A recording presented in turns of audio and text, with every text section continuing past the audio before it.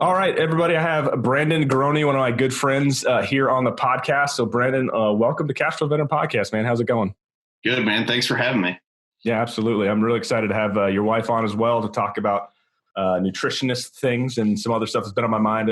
I'm doing a series basically on health, talking a little bit about what my journey, my health journey, some of the things that I think of, and then also why people should be, in their personal economy, not just starting businesses, not just doing that, but they really need to take a handle on getting healthy, getting their hormones right, getting all that stuff ready to go. So I just want to dig into because you have in a pretty amazing, a wild health journey as well. And I think a lot of people can benefit from your story and from understanding a little bit about your background. But before we get there, let's talk about your history, your background, personally, but also let's talk about in relation to the military, kind of where you come from, where you got started, where we met, all that good stuff. Take it away.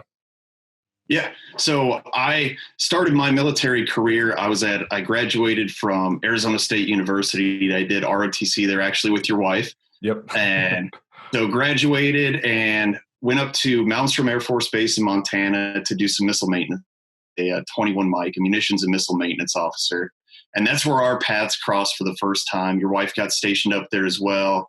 And from there, it kind of led me down a different series of different assignments and went over to Italy and did some F-16 munitions for a few years. And then did some ICBM test launch out in Vandenberg, which is where our paths crossed again. Yep. Your wife got stationed out there.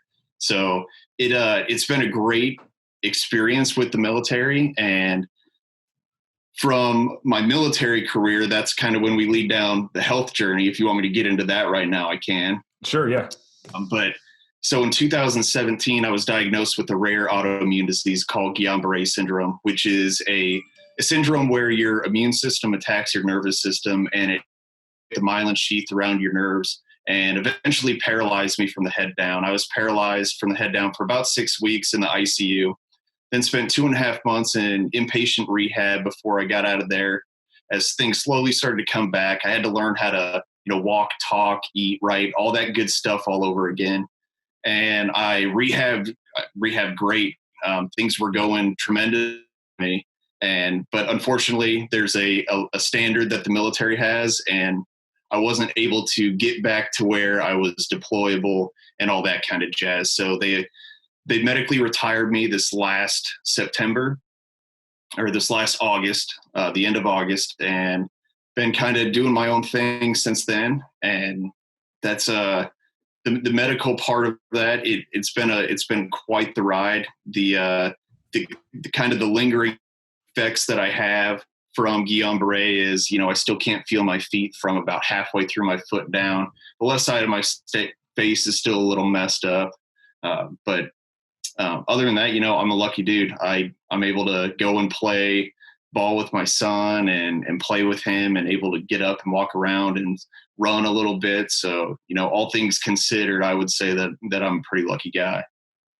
Yeah, for sure. And I mean, I remember too when, because we were all at California when that happened. And, just one of those things that Jackie came home almost in tears, just going like, did you hear what happened to Brandon today? I'm like, no, not at all. Like, what's going on? And so she started kind of explaining some of that to me. And I just, having, 2 young ones ourselves. I mean, how old was Cole when that happened? I think he was like 6 months old or something like that, right? Yeah, he was 6 months old. And that was one of the things that, impacted Tina the most was, her husband's laying there, can't do anything in bed. And she kind of went into mama bear mode and was like, I need to take care of my son and didn't know what to do. But it was, it was definitely an interesting time. And those are some of the things that, I'll look back and it's tough thinking that, I wasn't there for my son, when he did his first crawl or anything like that. But he's going to be so much stronger, and he doesn't even realize like how resilient he was during that whole time that was going on. And I'll never forget. I mean, you guys took me home when I got back home from California from the airport. When I was still in crutches and leg braces, walking up to my bed and laying in there for the first time. It was just, incredible. A lot of emotions going on that day. That's for sure. I pretty much had the whole squadron out and stuff too, which was awesome to have. That's always one of the things that, while I might be critical of our foreign policy and a lot of other stuff, just from my own libertarian perspective, I still think a lot of the people that are going into the military and choosing to do that, they're some of the salt of the earth. And when, hard times get hard, they tend to rally around each other, whether that's from wartime or whether that's from, sickness or whatever the case might be. So it's always awesome to have that around as well. Yeah. You being in the Air Force, they talk about the Air Force family all the time. And sometimes you think, well, that's just, they say that they want to make you feel good. But I'll tell you what, man, when I got sick, the Air Force family really took over. It was incredible to see the amount of support that we had, not only from our squadron in California, but just people that I work with all over the country and all over the world. Send my wife messages, send me messages, cards, and it was really cool to see that Air Force family work and the support that we got when I was going through all that. Yeah, for sure. Well, so you had this happen, obviously. Do you happen to know what caused it at all? No, we don't. That's the $1 million question we're never going to be able to answer. When you go to get your flu shot, there's that questionnaire that they make you fill out. And one of the questions on there is, have you ever had Guillain-Barre Syndrome? And they can link a lot of cases of Guillain-Barre to the flu shot. People will develop these symptoms about a week after they get the vaccine, and they will be diagnosed with Guillain-Barre. For me, I think I had the flu shot in October, and I got sick in April. So I don't think there is any link to the flu shot. There's some people that have said it could have possibly been the anthrax vaccine that I took before I went to Iraq that can lay dormant in your body. There's just so many things. I think it's just kind of that perfect storm in your body that happens. And we traveled the week before, so I was on an airplane the week prior. Yeah. And my son had a runny nose or was sick, and I had a little bit of a runny nose, but that was about it, man. It was a weird thing. We were doing squadron PT one day, and that day at noon, my legs felt like they were asleep from the knee down, and I attributed it to my knee problems. I've blown out both my ACLs and had reconstructive surgery. I was just like, it's just my knees, not a big deal. And then I started walking funny the next day. And then on Sunday, I could barely get out of bed. And, on Saturday when I tried to run for my wife in our living room, and I was running like a drunk baby giraffe. And she's like, would you cut it out? And I'm like, no, I'm seriously trying to run right now. I don't know what is going on with me. Yeah. So I can only imagine what those ER nurses thought when I was, hobbling up to the ER. They probably thought, here comes some drunk guy that needs to get rehydrated after a bender on Saturday. But yeah, it was crazy. But I was lucky that they diagnosed me right away, because I've heard a lot of horror stories of people getting misdiagnosed or being sent home because the doctors don't think anything's wrong with them. So I was lucky to have an ER doc that did the right thing and diagnosed me right away. Yeah, that's awesome. Yeah, and I do know that they do have the vaccine injury program that's kind of associated with most, because they are kind of sheltered from lawsuits in general anyway, which is always one of my criticisms of a lot of the companies that are out there too. And I'm not necessarily anti-vaccine when it comes to stuff. I just want more oversight. And I think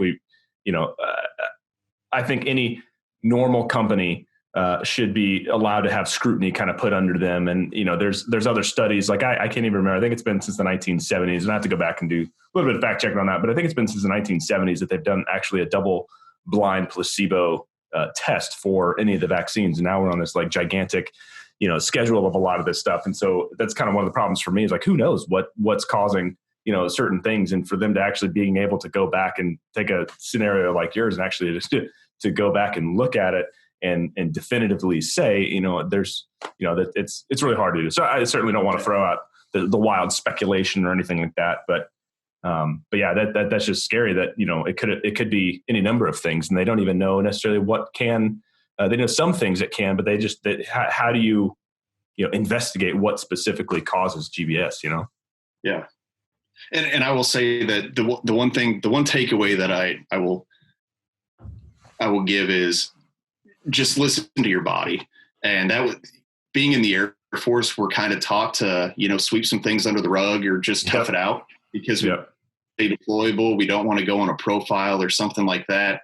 And so we kind of just let things kind of linger a little bit. But man, looking back, I wish I would have gotten some things looked at a lot sooner. And I'm glad that I, went to the hospital when I did, so an ambulance didn't have to get called to my house, because that's probably the road that we were going down.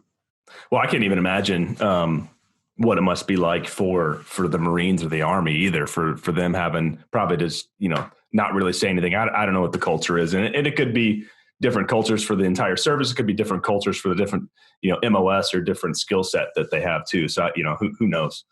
But yeah. Well, yeah. So again, like I said, that's an amazing, story overall, but obviously you don't know what caused it, and it was out of the blue. I mean, it took your career in a totally different direction than what you thought it would, than what you wanted to, than what you dreamed of, from what I remember, from what I understand. And so that's kind of the catalyst for kind of where you got started in your entrepreneurship business and your business life as well. And so let's get into a little bit more of that. So what's your journey been like kind of since then? And you can kind of dig back into some of the thoughts you might had during that time, being like, well, what the hell am I going to do now? And kind of that seed, that genesis of what your mind was like to go, you know what, I'm going to go into business. Yeah. So when I was laying in bed, probably a week after I got diagnosed, and I immediately thought, my Air Force career is over. And all these thoughts started racing through my head. Like, what am I going to do now? What am I good at? What do I like to do? What am I passionate about? And I've always been, passionate about the outdoors and hunting and fishing and stuff like that. But it's like, how do you make a living doing something like that? I think it'd be cool if I could get paid to, go hunting and fishing every day, like some of the guys you see on TV, but I didn't know if that would be a reality for me. But all those thoughts, kind of raced through your head. And I made the mistake when I got back to California after I got out of inpatient rehab, when they weren't talking about kicking me out. And they said, let's see how you progress and we'll go from there. And I got back into my old habits. I got back into the, hey, let's, sweep some things kind of to the side, and let's try to tough through some things, and let's see if we can, get back on the track that I was on. Because I had a pretty good thing going. I was doing pretty good in my career. And I hit that point in about February of 2018 where, the progress with my recovery just kind of plateaued, and things weren't getting better. New things weren't happening. But it took to that point to kind of realize, okay, well, maybe something is wrong. We got orders to Ohio, and I was like, you know what, let's just put it to the side till we get to Ohio. We'll figure some things out. We get to Ohio. I start my new job here, and it was probably middle of June. I hit a breaking point, and I had a mental breakdown in the doctor's office. I was like, I cannot do this anymore. The amount of pain that I'm in, the thoughts that are running through my head, eventually being diagnosed with PTSD and major depressive disorder and all those kind of things. I finally was like, you know what, I'm going to come clean with everything, and whatever the Air Force wants to do with me, they're going to do with me. It's going to be out of my control. If they want to help me get better, great. If they say, thank you for your service and we'll go another direction, that's great too. But it was right when I did that, everything kind of came into perspective that, hey, they're going to be, either kicking you out or medically retiring you. So you better start thinking of what you want to be doing when you get out. So I started thinking about, what is it that I can do? What am I passionate about? And one of the things that I'm passionate about that I didn't think I would be is just telling my story and helping people. Helping people's something that I've always been passionate about. But how do you do that? And what kind of platform do you use to do that? And I finally figured out that it was my story and my family's story and our journey that we had with Guillian-Barre. And it was 3 words that I had on a sign that's actually behind me right now, always moving forward. That sign right there was over a flag in my rehab room for 2.5 months. I mean, it's the first thing I saw in the morning when I woke up and the last thing I saw when I went to bed. And it kind of just gave me the motivation and the courage to keep on fighting, even when I was having the crappiest of days. and didn't want to get out of bed, didn't want to go to physical therapy, didn't want to do anything. You kind of look at that and you think about what you're fighting for. And for me, it was my family, my son. Like, I wanted to be there for him. And it wasn't until, I think, what was it? January, February, the next year, where my chief and a few other people were like, hey man, you got to put a video together and talk about your story and tell people about it. And I was very hesitant at first. I didn't know if I wanted to do that, but I did. And I couldn't believe the impact it had on some people. There were people emailing me that I never would have thought that they would be one to send me a message or even pull me aside and say, you just had like a huge impact on me, and that I can't thank you enough. And I was like, whoa, it's like, maybe I have something here. And I finally realized, if I can tell my story and have it impact people and help people live their best life, that would be incredible. So that's kind of how I got started on this journey of creating Always Moving Forward. I want to get out there and start telling my story. And, I've done a number of talks while I was still on active duty doing it. But now I've actually branded it since I've been retired.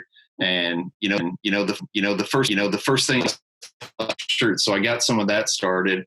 And, unfortunately, kind of some of the swag took off more than my public speaking did, but sure. That's just kind of the way it went. But I'm really, that's what got me into it, is just being able to spread my message. And I think that it's something that people need to hear now more than ever. And I'm really just still looking forward to getting out the story.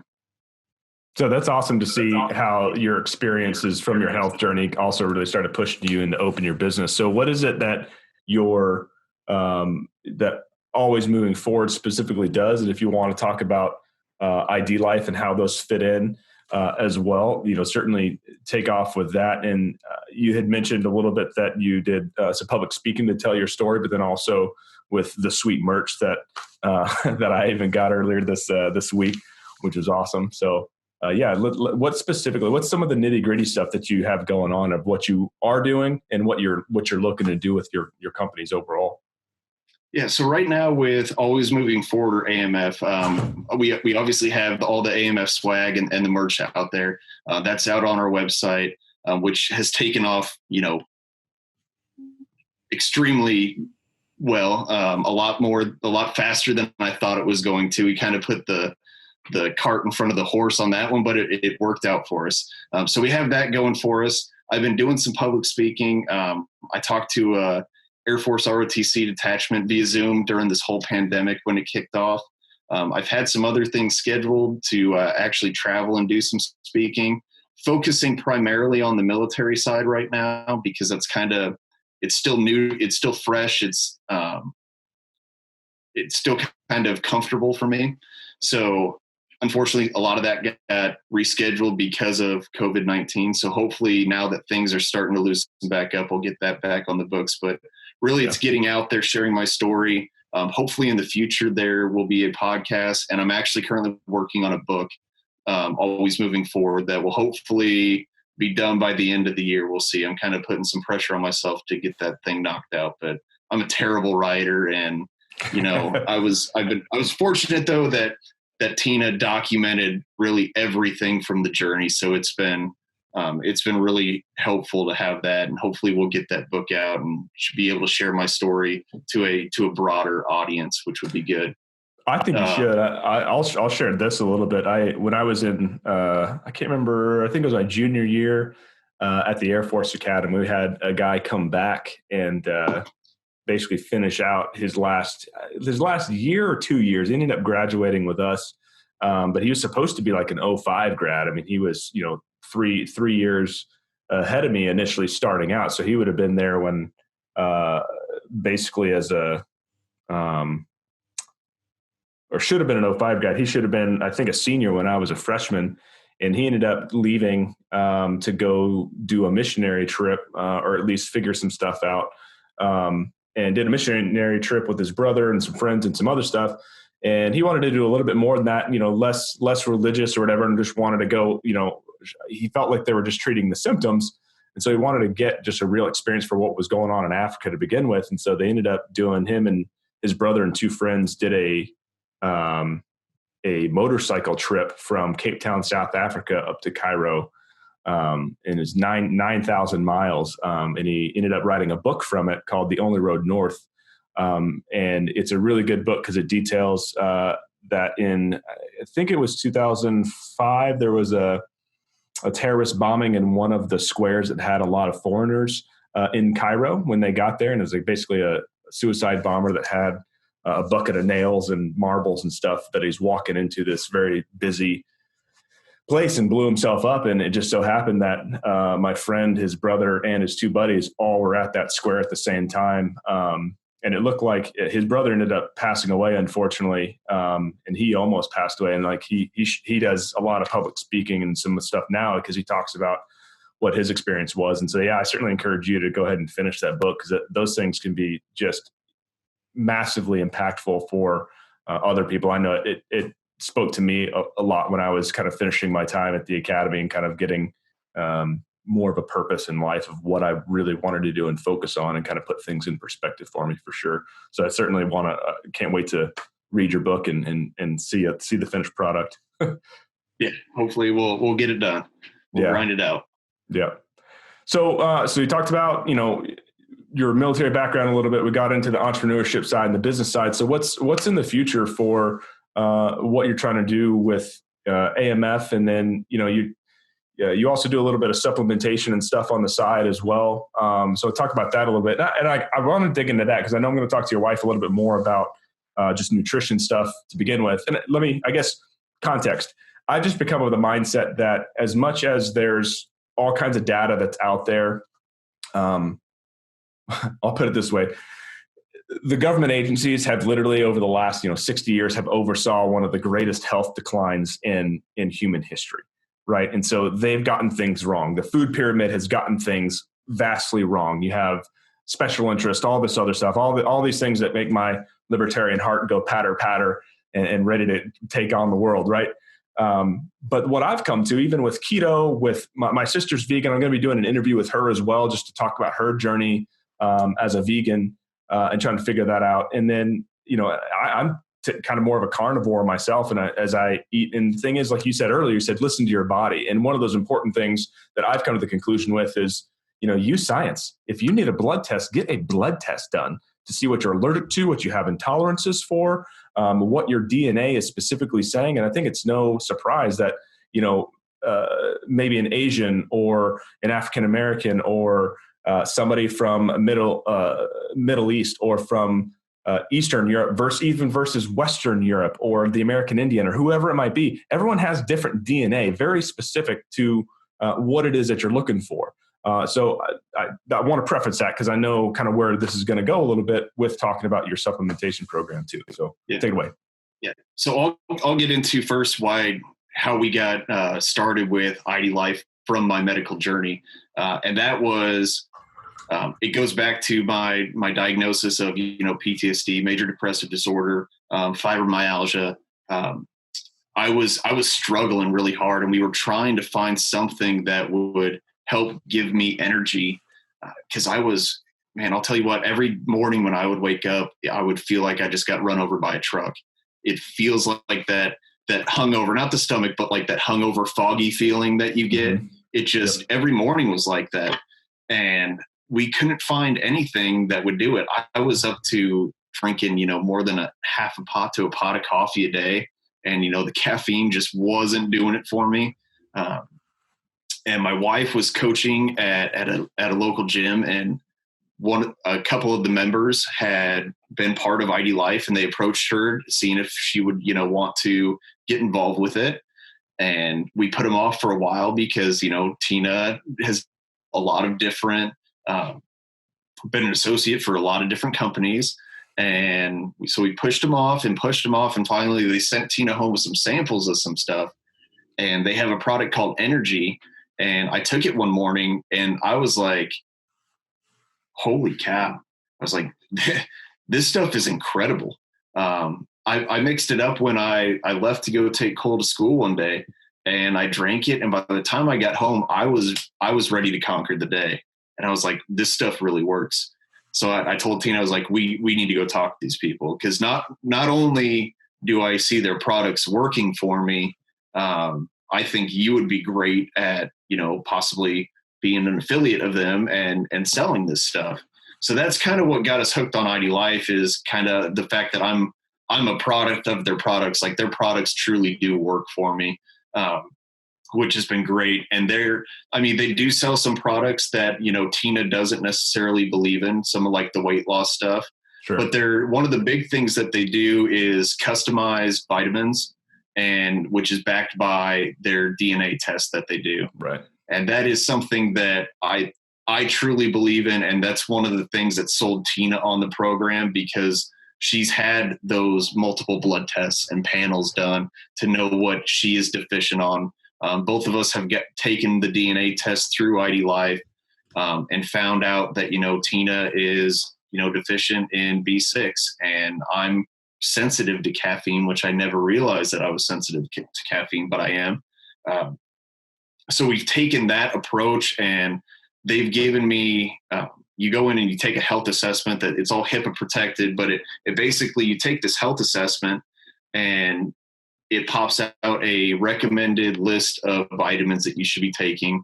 And it also gives you the reasons why you should be taking it.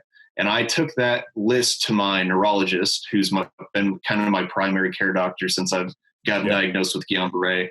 And everything that was on this list is stuff that he has recommended that I take over the counter. So it was really cool to see that that approach that IDLife is taking is kind of lockstep with what my neurologist was telling me as well. So that's how we got hooked on IDLife. And man, I love it. The products really work for me. But again, I'm also a believer that, if I'm going to sell you something, like, I want it to work for you. And if I send you a sample of something and it doesn't work, let me help you find something that does, even if it's with another company. Because at the end of the day, for me, and this goes back to kind of a mindset shift that I had, it's not about me making money. It's about you living your best life. And if I can help you or point you in another direction to help you do that, let's get after it. Yeah, that's awesome. Yeah, no, I totally agree with that. We, any multi-level marketing or any other, company that's similar to that, I actually love the model, but at the same time, like, because the barrier to entry is so low, I mean, you have the best and the worst. And unfortunately, you have a lot of people who are getting started with stuff. And this is where I think it gets a lot of its bad name, and who aren't salespeople, that aren't in, they say, well, you don't have to be a salesperson. That's kind of disingenuous in my mind to say, like, you should think of yourself as a salesperson. You should think if you're ever going into business, if you own a business, you are a salesperson, you're a marketer. And if you do your books, you're also the accountant. You got to figure out, your number one thing to be doing as a business owner is to be selling, and it is to be marketing and fulfilling orders, making sure they're happy. And the good businesses take an approach like you're taking and say, if my product doesn't work for you, I will find you a better one, even if it's a competitor, to make sure it works for you. I think that's awesome. And the other side of that is, being a product of the products that you're using, because there's a lot of people in different companies, and probably even in IDLife. I don't know. I don't want to, say that, but there's a lot of people that don't take the products, but are really good at selling it. And the model works for them, and the marketing strategy works for them, and they're crushing it. But they're not, they might not necessarily be a fan of the products. Like, I truly believe in the stuff that I'm trying to sell, or that Tina's trying to sell, because it's really working for me. And I'm trying to use kind of that story to help other people live their best life. And again, like you said, if it doesn't work for you, it doesn't work, and we'll find something that does, hopefully. Well, yeah. And I think just from a marketing standpoint, and just getting in that mindset, there's people that are out there that, they can hawk their wares, they can, show all the stuff. And those people make a ton of money being able to do a lot of that stuff. And that's a business model. And then, people buy that stuff. People have no problem doing that from a purchase perspective or from a selling perspective. And that's okay. That's fine. But I do think that, taking the approach you're taking is a much more long-term sustainable growth pattern with any type of business that you're going to be running out there, rather than chasing down, some of those leads and having it. And you could say that one is more successful than the other. But if the only, score that you're keeping track of is dollars and cents, then, I don't know what to tell you, because there's certainly more to that in being an entrepreneur than just the dollars and cents that are coming up. And, unfortunately, that industry is just rife with, a lot of get rich quick type stuff to be. Again, I love the industry, but it's like that. We live in this consumerist society, and they've found a way, to consumerize entrepreneurs and entrepreneur. I don't know how to say that. Found a way to consumerize just being an entrepreneur in general, anyway. So, well, cool, man. Well, I'm going to round it out. We got the last questions here. This is the burst fire questions, so just answer as quickly as possible. So we're going to throw it on burst fire real quick. So, what's been the toughest thing about being a business owner for you specifically? Ooh. All right. So the toughest thing is those little voices inside and outside.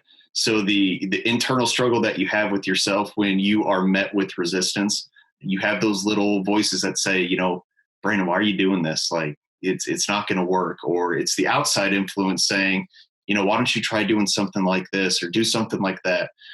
So being able to kind of tune some of that stuff out and continue to strive towards your goal, no matter what it is, no matter how many of those little voices chirp at you, being able to silence those out has been a bit of a struggle.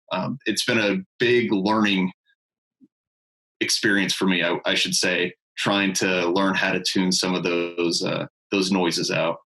Yeah, there's a guy, he wrote, his name's Derek Severs, and he wrote All You Could Want or something like that. But the one thing that he said, like, your ability to say no, it will gain you more money than sometimes your ability to say yes to things. And it should be, if it's a no, then don't do it. If it's a yes, don't do it. It's got to be a hell yes in order for you to say, yeah, I'm going to go do that. Yeah. All right. So second question, what resource has helped you most in business? Could be a book, could be, whatever the case might be. What is the best resource for somebody that might be getting started? What's the one thing that's helped you? I'd say the one thing that's helped me out the most has been just social media in general, and having the ability to use social media platforms to spread your message. But I would say the one thing that has helped me the most is a book called, now I'm blanking on the name of it. Don't worry. We'll figure it out, and you can send it. I'll put it in the show notes for sure too. Yeah, it's Tell My Sons. Tell My Sons is about a guy. He was a lieutenant colonel in the Army National Guard from Minnesota, and he wrote a book about his struggles. He did a lot of deployments to Iraq, was an exec for the Joint Chiefs of Staff.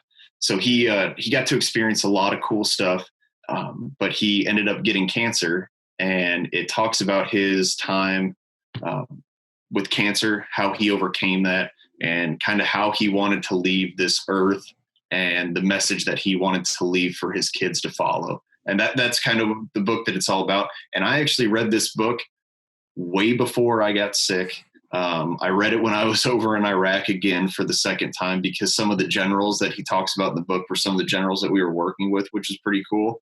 But it was just pretty crazy. Yeah. Awesome. All right. Final question. What do you think holds military members, spouses, could be dependents or veterans? What do you think holds them back from starting their endeavor? And I think maybe you've already hit on this a little bit, but if there's anything else you could think of, go ahead. And what do you think holds something back? I think what holds some people back is, again, those little voices inside. But also maybe when they get to the outside, they might see that things don't come as easy. And when you're in, I shouldn't say that when you're in the military, it's easier, but when you're in the military, you at least have an audience. You have a chain of command. You have your coworkers that you can go to. When you're on the outside, you're on the outside and like you got your friends, but your friends also have a job and they're trying to do their jobs. So I think trying to be able to get that motivation and encouragement might be a struggle for some veterans trying to get their thing going. Yeah, for sure. Well, awesome, man. So last question here. So we got the three questions out of the way, but just last thing, where can people find more about you, your services, your products, your businesses? What are some of those places that they can go find you, follow you on social media, all that good stuff? Yeah, for sure. You guys can check us out at www.amf-usa.org. And there's a list of all our products and swag that we have on there, as well as our story and a video that my wife and I put together that kind of documents kind of our whole journey that we had with Guillian-Barre. And there will be more content added to that stuff hopefully soon. But what you see right now is what you get, but you can check it out there. Yeah, right on. Well, cool, man. Well, thanks so much for coming on Cash Flow Veteran Podcast. I appreciate you. I'm looking forward to talking to your wife. And you know what? Maybe we can do this again sometime with some other topic, and we can figure some stuff out and change the world. Yeah, man. No, thank you for having me. I really appreciate it.